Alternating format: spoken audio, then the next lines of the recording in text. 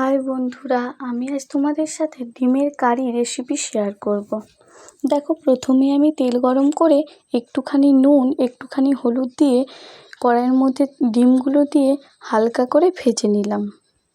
তেলের মধ্যে নুনটা আমি এই কারণেই দিলাম, ডিম ভাজার সময় তেল ছিটকায়, সে তেল আর ছিটকাবে না।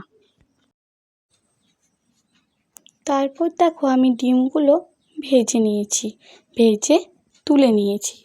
তারপর আমি কড়াইয়ের মধ্যে তেল গরম করে পেস্ট করে রাখা আদা, রসুন, পেঁয়াজ, টমেটো আর হলুদ দিয়ে কিছুক্ষণ ধরে নাড়িয়ে নিলাম।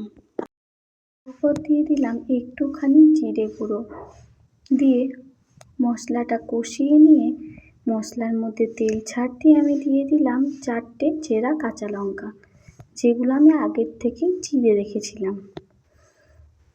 তারপর দিয়ে দিলাম মিট মশলা আর 4টের মতো লবঙ্গ, দিয়ে বেশ ভালো করে কষিয়ে নিলাম।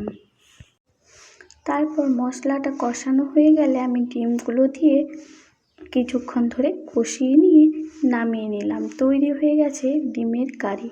যদি তোমাদের ভালো লেগে থাকে তোমরাও একবার বানিয়ে খেতে পারো।